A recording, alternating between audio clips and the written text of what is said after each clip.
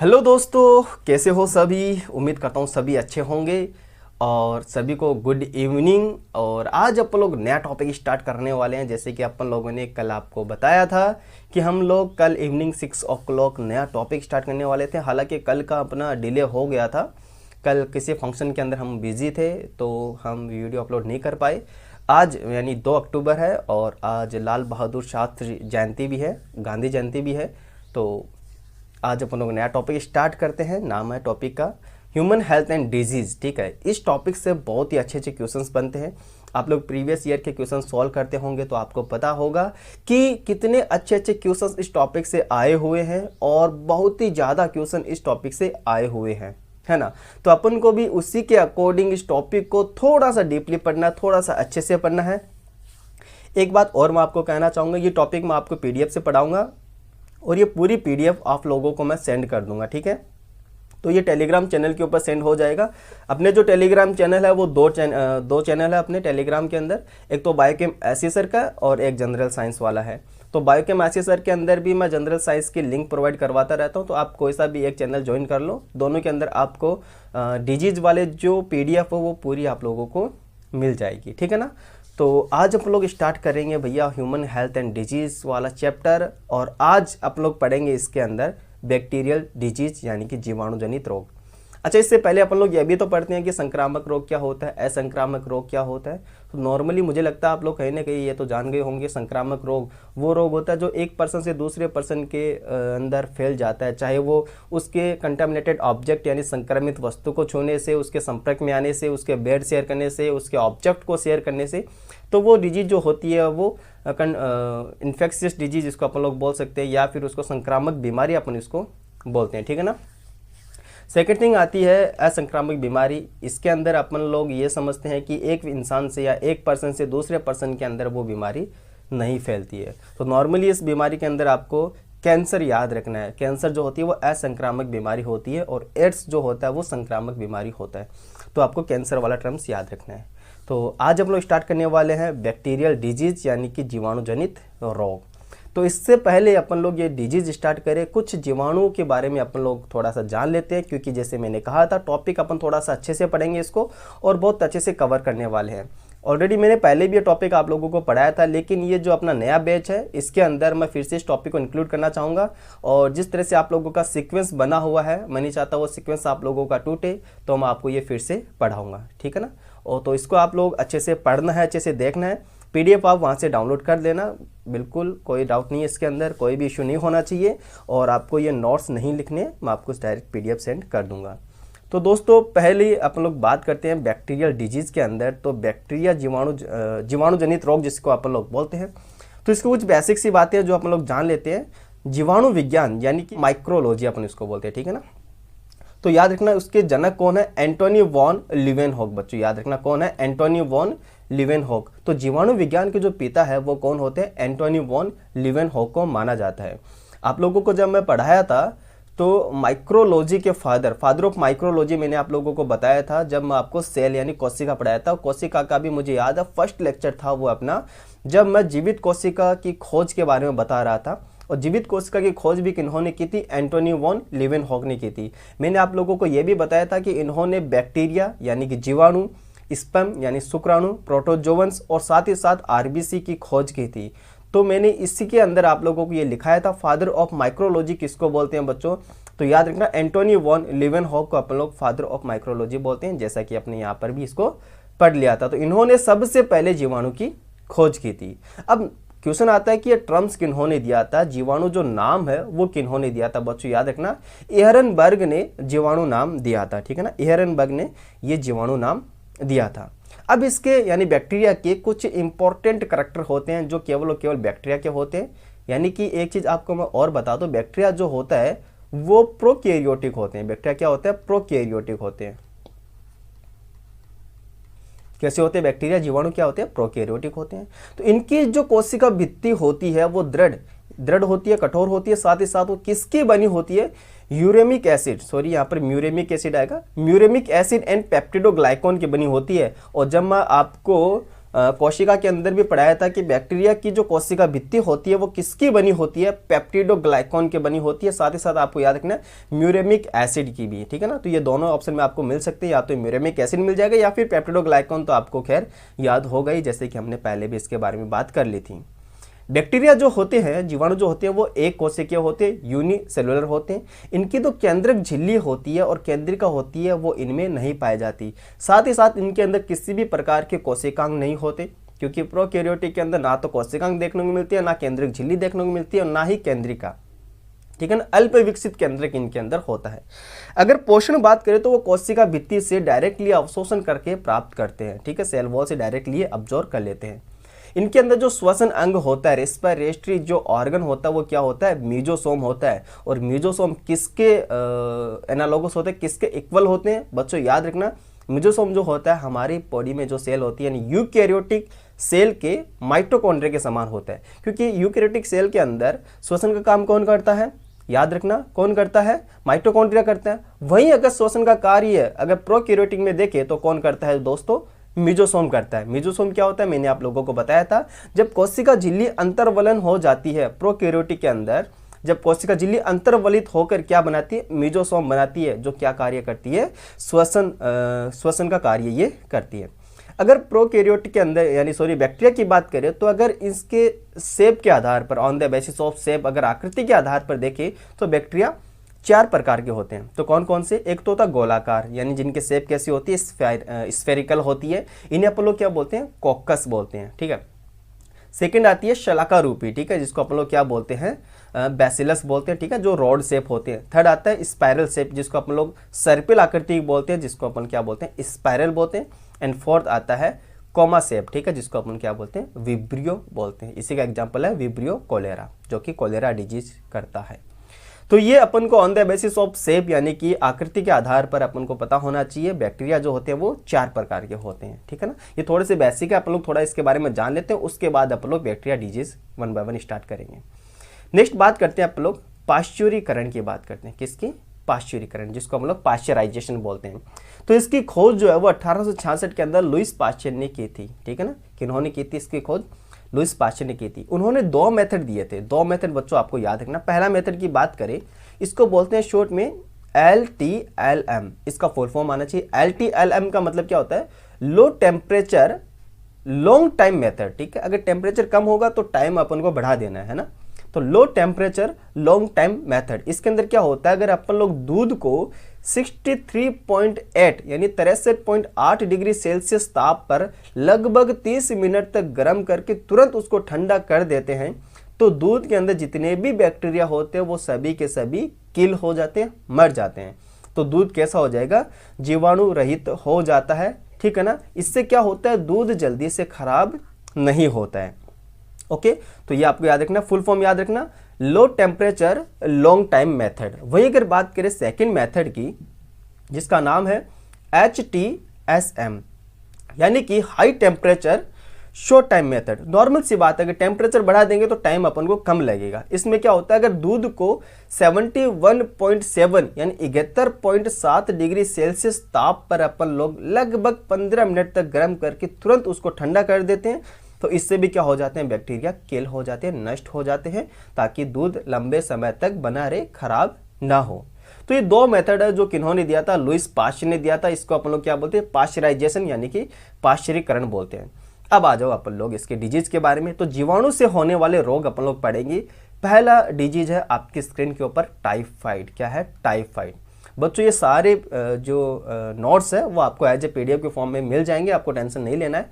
इससे अपन लोग मियादी बुखार भी बोलते हैं। टाइफाइड को क्या बोलते हैं, मियादी बुखार। देखो ये जो अदर नेम होते हैं ये अपन को याद रखने, क्योंकि यहाँ से भी क्वेश्चन नॉर्मली बन जाता है ना।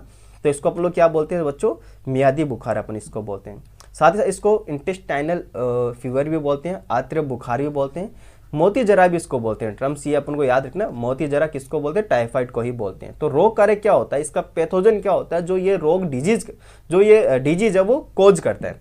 तो रोग कारक की बात करें तो रोग कारक होता है साल्मोनेला टाइफी। क्या है, साल्मोनेला टाइफी। आप लोग देखोगे कि टाइफाइड मतलब टाइफी आ रहा है तो अपन इसको ऐसे रट लेते हैं, याद कर लेते हैं, लेकिन एग्जामिनर आपसे भी ज़्यादा सयाना हो गया है, वो लास्ट वाला नहीं देगा, टाइफी ना देके केवल साल्मोनेला देगा, तो आपको इसी से इसको पहचानना पड़ेगा, ठीक है। अदरवाइज तो आप लोग सीधा सीधा कर दोगे टाइफाइड मतलब टाइफी हो गया, ऐसा नहीं है। इफेक्टिव ऑर्गन की बात करें, प्रभावित अंग होता है वो क्या होता है, इंटेस्टाइन होती है, इसमें आंत होती है। अगर टाइफाइड के टेस्ट की बात करें अपन लोग, अगर टाइफाइड के अंदर टेस्ट की बात करें तो इस टेस्ट का नाम होता है विडाल टेस्ट। बच्चों क्या होता है, विडाल टेस्ट। उपचार की नॉर्मल सी बात करें तो इनके जो मलमूत्र होते हैं वो निवास स्थान से दूर होना चाहिए, भोजन को मक्खियों से बचाना चाहिए, और चिकित्सक के लिए कौन सी औषधि अपन यूज करते हैं इसके अंदर, क्लोरोमाइसिटिन जो औषधि होती है उसका अपन लोग इसके अंदर उपयोग करते हैं। नेक्स्ट डिजीज आती है तपेदिक, जिसको अपन लोग बोलते हैं टीबी, और टीबी का पूरा नाम होता है ट्यूबरकुलोसिस ब्रोंकाई। आप लोग नॉर्मल इतना ही समझते हैं इसको कि भैया ट्यूबरकुलोसिस ही होगा, लेकिन इसका पूरा नाम होता है ट्यूबरकुलोसिस ब्रोंकाई होता है। इसको अपन लोग क्षय रोग बोलते हैं, ठीक है, तपेदिक बोलते हैं, काक रोग भी इसको बोलते हैं। बच्चों ये टर्म्स याद रखना, काक रोग है ना, काक रोग किसको बोलते हैं आप लोग, टीबी को ही बोलते हैं, और यक्ष्मा रोग भी अपन इसको बोलते हैं। बच्चों ये जो अदर नेम होते हैं ये अपन को याद रखने हर एक बीमारी के, हर एक डिजीज के, क्योंकि क्वेश्चन यहाँ से भी आ सकता है। अगर इसके रोग कारक की बात करें तो ये इसका रोग कारक होता है माइकोबैक्टीरियम ट्यूबरकुलोसिस। क्या होता है बच्चों, माइकोबैक्टीरियम ट्यूबरकुलोसिस। इफेक्टिव ऑर्गन अगर टीबी की बात करें, ठीक है, तो टीबी के अंदर प्रभावित अंग कौन सा होता है, याद रखना फेफड़े, अपने जो लंग्स होते हैं वो इससे इफेक्ट होते हैं। देखो एक रणनीति है, वो क्या है ये आपको याद रखना, DOTS, डॉट्स। डॉट्स का पूरा नाम क्या होता है, जो टीबी के लिए चलाया गया था, डॉट्स का पूरा नाम होता है direct observation treatment short course, ठीक है। देखो ये क्यों चलाया गया मैं आपको बता दूं। पहले मतलब ये नहीं था, तो जब किसी को टीबी हो जाता था तो डॉक्टर लोग उसको 6-7 महीने की दवाई देते थे, क्योंकि आपको पता है इसका जो ट्रीटमेंट होता है वो थोड़ा लंबे समय तक चलता है और रेगुलर इसके अंदर दवाई लेनी होती है। अब जो पेशेंट होता है, ठीक है, तो वो क्या करता है, 3-4 महीने तक लगातार दवाई लेता है, वो कहीं ना कहीं किसी भी कारणवश 1-2 दिन मिस कर जाता है बीच के अंदर, तो वो जितना भी ठीक होता है वापस से वो सही नहीं होता फिर वो, ठीक है ना। तो जितना उसके अंदर उस दवाई का इफेक्ट होता है, एक दिन भी मिस कर दिया तो वो पूरा इफेक्ट खत्म हो जाएगा, वापस से उसको टीबी की जो दवाई होती है वापस से स्टार्टिंग से उसको लेनी पड़ती है। तो डॉक्टर्स लोगों ने देखा कि यार ऐसे तो टीबी के पेशेंट बढ़ ही रहे, ठीक है, कम हो ही नहीं रहे। तो उन्होंने क्या किया, एक डॉट्स नाम का एक नियंत्रण की रणनीति उन्होंने बनाई, जिसमें क्या होता है कि रोगी को 7 से 8 महीने तक लगातार अपने पास बुलाकर अपने हाथों से उनको अपने सामने दवाई देते हैं, ठीक है ना। तो इसी को अपन लोग बोलते हैं डॉट्स, डायरेक्ट ऑब्जर्वेशन, यानी कि जो मेडिकल स्टाफ होता है, चाहे वो नर्सिंग स्टाफ हो या फिर डॉक्टर हो, उनके सामने पेशेंट को दवाई लेनी होती है इसके अंदर। तो टीबी के उपचार के लिए डॉट्स अंतर्राष्ट्रीय स्तर पर अनुमोदित की गई टीबी नियंत्रण की एक रणनीति है। इस पद्धति को विश्व स्तर पर सन 1995 में लागू किया गया। इसमें उपचार लगभग 7 से 8 महीने तक चलता है, ठीक है ना। नेक्स्ट आप लोग बात करें तो इस रोग के उपचार के लिए जो इंजेक्शन होता है उसका नाम है स्ट्रेप्टोमाइसिन नाम का इंजेक्शन भी देते हैं। साथ ही साथ जो पिल्स के फॉर्म में होता है वो आइसोनियाजाइड मेडिसिन इसके अंदर देते हैं। BCG, अच्छा BCG की अगर मैं बात करूं तो BCG का टीका जो होता है वो एट बर्थ, जब बेबी का बर्थ होता है उसी टाइम लगता है, पहले दिन ही लग जाता है, ठीक है ना, याद रखना। BCG का जो टीका होता है वो एट बर्थ पहले दिन ही लग जाता है, जिसकी डोज होती है 0.05, ठीक है। तो ये इसकी डोज होती है BCG। अब BCG का पूरा नाम आपको आना चाहिए। BCG का पूरा नाम होता है बैसिलस कालमेट ग्यूरिन। बच्चों याद रखना, BCG का फुल फॉर्म अपन को आना चाहिए, बैसिलस कालमेट ग्यूरिन। तो ये नाम आपको याद रखना है, ठीक है। और विलिसिन जो होता है वो टीबी की एकदम मतलब नई जो दवाई बनी है उसका ये नाम है। तो 2 डिजीज अपन लोगों ने कवर कर ली थी जो कि जीवाणु से होने वाली रोग है। थर्ड डिजीज की बात करते हैं जिसका नाम है मेनिंजाइटिस। जैसे नाम से पता चल रहा है मेनिंजाइटिस, तो इसको अपन लोग क्या बोलते हैं, मस्तिष्क ज्वर भी बोलते हैं, ठीक है ना, दिमागी बुखार भी अपन इसको बोलते हैं। अगर रोग कारक की बात करें इसका, तो रोग कारक आपको याद रखना है नाइजेरिया मेनिंजाइटिस इसका रोग कारक होता है। इफेक्टिव ऑर्गन नाम से पता चल रहा है, तो नॉर्मल सी बात, अपना जो ब्रेन होता है, मस्तिष्क होता है, वही इस बीमारी के अंदर प्रभावित होता है। लक्षण की बात करें तो इसका संक्रमण मस्तिष्क में होता है, बिल्कुल। इससे ठंड के साथ साथ तेज बुखार आता है, सिर दर्द करता है, उल्टी आती है, गर्दन में तनाव रहता है और मस्तिष्क बुखार रहता है, ठीक है ना, हेडेक रहता है एकदम से खतरनाक, और जो अपना हेड होता है वो एकदम से गर्म हो जाता है, ठीक है ना। तो ये इसके करैक्टर होते हैं, ठीक है। नेक्स्ट डिजीज की बात करते हैं। 4th नंबर की डिजीज है प्लेग, ठीक है। क्या है? प्लेग। इसको छुआछूत की बीमारी भी बोलते हैं। कई बार होता है ना कि भैया तेरे को छू लिया तो ये तुझे भी ये हो जाता है, इसको क्या बोलते हैं अपन लोग?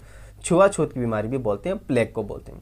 रोग कारक की अगर बात करें तो रोग कारक याद रखना आपको पास्चुरेला पेस्टिस, या कई जगह आपको बैसिलस पेस्टिस भी देखने को मिलेगा। तो आपको ये दोनों टर्म्स याद रखने, या तो पास्चुरेला पेस्टिस या फिर बैसिलस पेस्टिस, ठीक है। नेक्स्ट बात करें, अब ये जो रोग कारक होता है वो कहाँ पर होता है? ये चूहे के ऊपर पाया जाता है। रोग कारक जो होता है वो कहाँ पे होता है? ये चूहे के ऊपर। तो समझना, इसका जो वाहक होता है, कैरियर होता है, वो चूहों पर पाए जाने वाले पिस्सू होते हैं।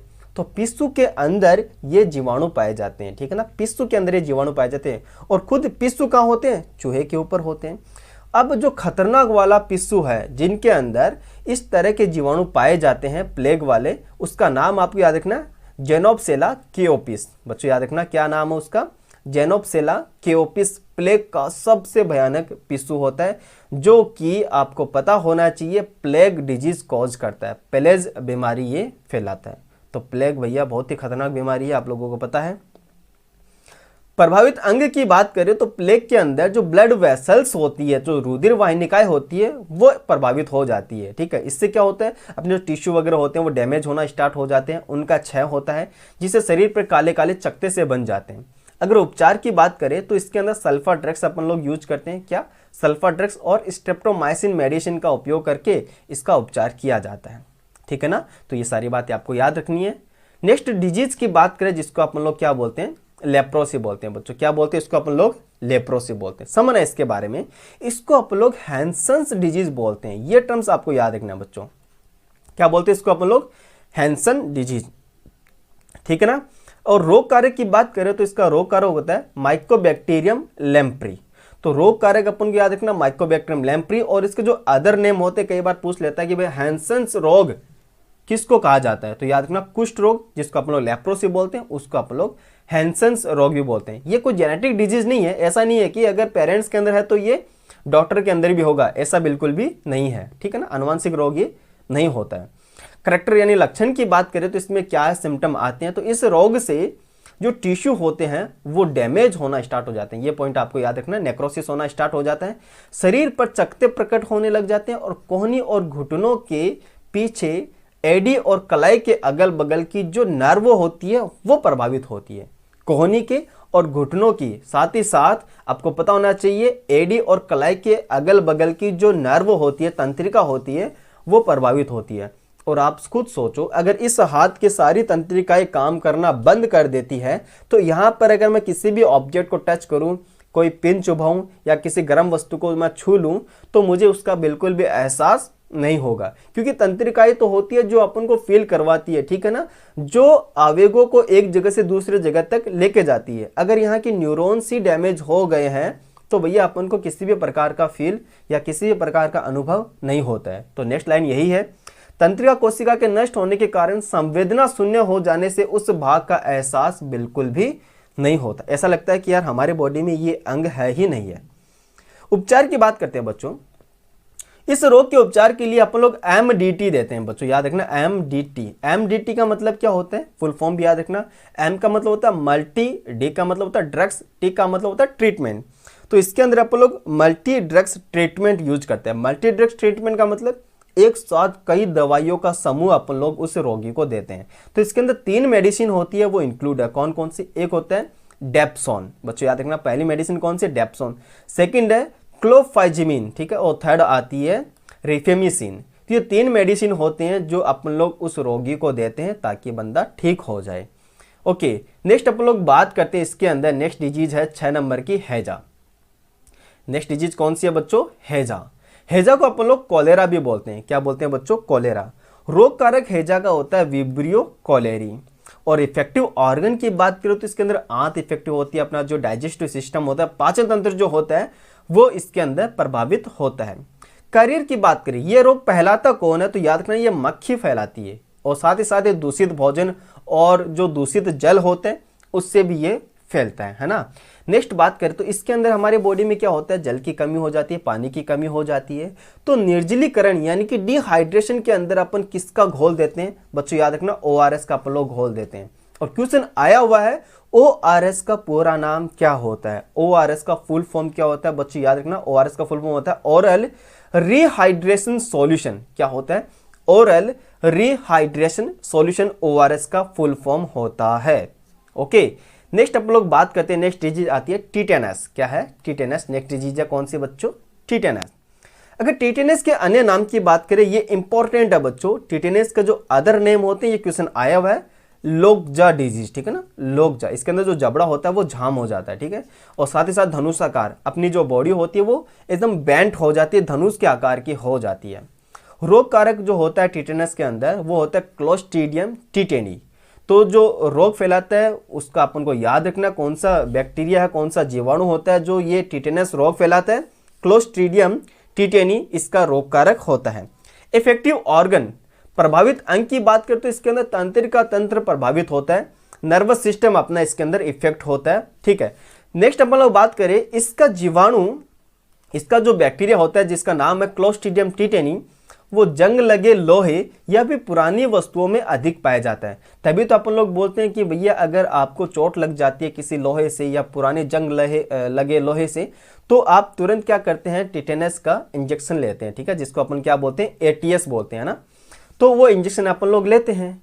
अब ऐसा नहीं है कि अपन ने बचपन के अंदर चोट लग गई और अपन ने इंजेक्शन लगवा लिया तो अपने अंदर वो कंटिन्यूसली बना रहेगा उसका इफेक्ट, ऐसा नहीं है। उसका इफेक्ट नॉर्मली 6 से 8 महीने तक ये बना रहता है। अगर उसके बाद आपको फिर से लोहे से या जंग लगे किसी वस्तु से चोट लग जाती है तो आपको फिर से ATS का इंजेक्शन लेना पड़ेगा, ठीक है, टिटेनस का इंजेक्शन आपको लगाना पड़ेगा, ठीक है। नेक्स्ट बात करें तो जीवाणु जो होते हैं वो खुले घाव द्वारा शरीर के अंदर प्रवेश कर जाते हैं, नॉर्मल सी बात है। टीका की बात करें तो इसके अंदर जो बचपन में टीका लगता है वो कौन सा लगता है, DPT का टीका लगता है। डी का मतलब डिप्थीरिया, पी का पर्टुसिस और टी का टिटेनस का टीका लगता है। और जो इंजेक्शन की हम लोग बात करते हैं वो क्या होता है, ATS का इसके अंदर इंजेक्शन लगता है, ठीक है ना दोस्तों, याद रखना इस चीज को। नेक्स्ट डिजीज की बात करें जिसका नाम है डिप्थीरिया। नेक्स्ट बीमारी कौन सी है, डिप्थीरिया। अगर डिप्थीरिया की बात करें तो इसका रोग कारक जो होता है वो होता है कॉर्नीबैक्टीरियम डिप्थेरी। इसका जो पैथोजन होता है, जो डिजीज कॉज करता है, जिसका नाम क्या है, कॉर्नीबैक्टीरियम डिप्थेरी इसका रोग कारक होता है। इफेक्टिव ऑर्गन की बात करें, इसमें कौन सा अंग प्रभावित होता है, तो याद रखना गला और जो अपना ऊपर वाला जो श्वसन मार्ग होता है वो इसके अंदर प्रभावित होता है, ठीक है ना। तो अपना जो गला होता है और ऊपरी श्वसन मार्ग जो होता है वो इसके अंदर इफेक्टेड होता है। यह संक्रामक रोग है, ठीक है, कैसा है ये, संक्रामक रोग है, यानी एक मनुष्य से दूसरे मनुष्य के अंदर ये रोग फैलता है। यह जीवाणु गंदे फल, पानी व खाद्य पदार्थों से फैलता है। बच्चों के अंदर यह रोग कच्चे दूध के माध्यम से भी फैलता है बच्चों, याद रखना। और इसी के अंदर डिप्थीरिया के अंदर भी कौन सा टीका देते हैं आप लोग, DPT का टीका लगाते हैं, क्योंकि यहाँ पर D का मतलब डिप्थीरिया आ गया तो D का मतलब इसका टीका लगता है, T का मतलब टिटनेस वाला आ गया, अभी P और रह गया, तो 3 डिजीज का एक ही सिंगल टीका लगता है ना। 9 नंबर की बीमारी है जिसका नाम है न्यूमोनिया। कौन सी डिजीज है, न्यूमोनिया, जो कि जीवाणु जनित रोग है। रोग कारक की बात करें, इसका रोग कारक होता है डिप्लोकोकस न्यूमोनी, ठीक है। तो ऐसे कौन सा बैक्टीरिया होता है जो कौन सी डिजीज कॉज करता है बच्चों, न्यूमोनिया। तो आपको पता होना चाहिए डिप्लोकोकस न्यूमोनी, ये बैक्टीरिया न्यूमोनिया रोग फैलाता है। प्रभावित अंग की बात करें तो कौन सा ऑर्गन अपना इफेक्ट होता है इस बीमारी के अंदर, तो बच्चों याद रखना अपने जो लंग्स होते हैं न्यूमोनिया के अंदर वो इफेक्ट होते हैं। चेस्ट के अंदर पेन होता है, सांस लेने में परेशानी होती है और नाक से पानी आता है, ये इसके लक्षण हो गए, ये इसके सिम्टम हो गए। नेक्स्ट बीमारी की बात करें जिसका नाम है काली खांसी, इंग्लिश में अपन इसको बोलते हैं वॉफिंग कफ। क्या बोलते हैं, वॉफिंग कफ। कई जगह आपको पर्टुसिस भी ये देखने को मिल जाएगा और साथ ही साथ अदर नेम क्या है इसका, कुकर खांसी। तो ये सारे जितने भी नाम है ये सारे नाम अपन को आने चाहिए, ठीक है। काली खांसी, वॉफिंग कफ, कुकर खांसी या फिर पर्टुसिस अपन इसको बोलते हैं। अब क्वेश्चन आता है कि भैया वॉफिंग कफ कौन सा पैथोजन फैलाता है, तो रोग कारक अपन को याद रखना है बच्चों, हीमोफिलस पर्टुसिस। क्या है, हीमोफिलस पर्टुसिस इसका पॉजिटिव एजेंट होता है और रोग कारक होता है। प्रभावित अंग की बात करें, कौन सा ऑर्गन अपना इफेक्ट होता है, तो जो रेस्पिरेटरी सिस्टम होता है वो इसके अंदर इफेक्ट होते हैं, साथ ही साथ अपने जो लंग्स होते हैं, फेफड़े होते हैं, वो भी इस डिजीज के अंदर इफेक्ट होते हैं। तो इसमें भी कौन सा टीका लगेगा, डीपीटी का टीका लगेगा। तो डिप्थीरिया, पर्टुसिस का ये हो गया और टिटनस का आप लोगों ने देख लिया। तो 3 डिजीज के टीके जो होते हैं वो एक ही टीका लगता है बच्चों, याद रखना इस चीज को। 11 नंबर की जो डिजीज है जिसका नाम है फूड पॉइजनिंग, भोजन विषाक्तता। तो ये आपको याद रखना, कई दफ़ा आपने देखा होगा बच्चे जब स्कूल के अंदर खाना खाते हैं तो एक साथ आपने सुना भी होगा 50-50 बच्चे एक साथ बीमार हो जाते हैं। तो वो किस कारण होते हैं, फूड पॉइजनिंग के कारण ही होते हैं। तो रोग कारक कौन सा होता है अपन को याद रखना, पॉजिटिव एजेंट कौन सा है, क्लोस्ट्रीडियम बोटुलिनम, ठीक है, क्लोस्ट्रीडियम बोटुलिनम इसका रोग कारक होता है। इफेक्टिव ऑर्गन की बात करें इसके अंदर तो बच्चों याद रखना, जो उत्सर्जन तंत्र होता है ये उसको प्रभावित करता है, जो एक्सक्रीटरी सिस्टम होता है उसको ये इफेक्ट करता है। करैक्टर यानी लक्षण की बात करें तो डायरिया होना, ठीक है, वॉमिटिंग होना, ये इसके लक्षण होते हैं, ये इसके करैक्टर होते हैं। डिहाइड्रेशन हो जाना व शरीर कमजोर हो जाना, ये भी इसके लक्षण होते हैं। 12 नंबर की डिजीज है सिफिलिस। एक बात मैं आपको कहना चाहूंगा दोस्तों, अगर आप लोगों ने चैनल को सब्सक्राइब नहीं किया है तो प्लीज चैनल को सब्सक्राइब कर लेना। और आपके आसपास जो स्टूडेंट्स कॉम्पिटिटिव एग्जाम्स की तैयारी कर रहे हैं, लाइक वो एनटीपीसी हो, ग्रुप डी हो, पटवार हो, या ऑल ऑफ जितनी भी वनडे एग्जाम्स है इनकी तैयारी कर रहे हैं, तो आप उन तक जरूर पहुंचाइए। और नेक्स्ट डिजीज की आप लोग बात करते हैं जिसका नाम है सिफिलिस। कौन सी डिजीज है नेक्स्ट, सिफिलिस। समझना, सिफिलिस जो डिजीज होता है जिसका रोग कारक होता है ट्रिपेनोमा पैलेडियम। रोग कारक क्या होता है इसका, ट्रिपेनोमा पैलेडियम। एक चीज मैं आपको और बताना चाहूंगा, सिफिलिस जो होती है वो संक्रामक बीमारी होती है बच्चों। कैसी होती है ये, संक्रामक बीमारी होती है। ये अपन को याद रखना, कैसी होती है, संक्रामक बीमारी होती है। इसमें सेक्सुअल ऑर्गन इफेक्ट होते हैं, ठीक है, जो लैंगिक अंग होते हैं वो इस बीमारी के अंदर प्रभावित होते हैं। ये एसटीडी डिजीज है बच्चों। ये क्या है, एसटीडी डिजीज है। एसटीडी का पूरा नाम क्या होता है, सेक्सुअली ट्रांसमिटेड ये डिजीज होती है। और ये आपको याद रखना है, सेक्सुअल कॉन्टैक्ट से ये नॉर्मली फैलता है। 13 नंबर के जो डिजीज है उसकी बात करें जिसका नाम है गोनोरिया, ठीक है। 13 नंबर की जो डिजीज है उसका क्या नाम है, गोनोरिया। ये भी संक्रामक बीमारी होती है बच्चों, याद रखना, ये भी कैसी है, संक्रामक बीमारी होती है। रोग कारक की बात करें तो नाइजेरिया गोनोरियाई इसका रोग कारक होता है। नाइजेरिया गोनोरियाई इसका पॉजिटिव एजेंट होता है जो कि गोनोरिया रोग फैलाता है। सिमिलर सेम से ये भी सेक्सुअल ऑर्गन्स को अफेक्ट करता है। साथ ही साथ ये भी क्या है, एसटीडी डिजीज होती है जिसका पूरा नाम होता है सेक्सुअल ट्रांसमिटेड डिजीज होता है। और ये भी सेक्सुअल कॉन्टैक्ट के थ्रू स्प्रेड होता है, फैलता है, ठीक है ना। तो ये हो गया अपने 13 यानी 13 डिजीज जो कि बैक्टीरिया जनित रोग है, जीवाणु से होने वाले रोग हैं। ये 13 के 13 जो रोग है बहुत ही अच्छे हैं और इनसे नॉर्मली क्वेश्चंस बनने की संभावना रहती है, ठीक है। इसके अलावा और भी बहुत सारी बीमारी है, लेकिन हम लोगों ने उन्हीं को पुट किया है जहां से घूम फिर के क्वेश्चंस अच्छे से बनते हैं और जो आपके सिलेबस के अंदर मैक्सिमम आते रहते हैं, ठीक है बच्चों। तो जीवाणु से होने वाले जो रोग है वो आज अपन लोगों ने इस लेक्चर के अंदर कंप्लीट कर लिए हैं। ये पूरा लेक्चर की जो पीडीएफ है एज इट इज आपको टेलीग्राम चैनल के ऊपर मिल जाएगी। 6 बजे से 6:05 तक मैं इस पीडीएफ को अपलोड कर दूंगा। तो आप वहां से जैसे ही वीडियो अपलोड हो आप वीडियो देखिए, पीडीएफ को अच्छे से रीड आउट कीजिए, पीडीएफ को पढ़कर आप उसको थोड़ा तैयार कर लो, याद कर लेना, ठीक है ना, क्योंकि बहुत ही ज़्यादा जरूरी होता है इसका रिवीजन करना। हम लोग इस टॉपिक को बहुत जल्दी भूल जाते हैं, कंफ्यूज हो जाते हैं, नॉर्मल सी बात है क्योंकि सभी ये अपन को रटने वाला है, इसमें समझने वाला तो कुछ है नहीं है। तो बच्चों ये पूरे डिजीज जो होती है वो आपको याद होना चाहिए। इनका रोग कारक जिसको अपन लोग पॉजिटिव एजेंट बोलते हैं वो सभी आप लोगों को आना चाहिए, ठीक है। उम्मीद करता हूँ आपको ये सारी बीमारी समझ में आ गई होगी। और चलते हैं फिर नेक्स्ट लेक्चर की तरफ। अपन लोग कल 6 o'clock मिलेंगे उसके अंदर, ठीक है। तो कल शाम 6 बजे फिर से अपन लोग नई डिजीज यानी कि जो कंप्लीट डिजीज है वो कवर करेंगे उसके अंदर, चाहे वायरल डिजीज ले लेते हैं कल फिर, ठीक है। तो वायरल डिजीज अपन लोग इसके अंदर कवर करने वाले हैं कल। तो आज के लिए बस इतना ही।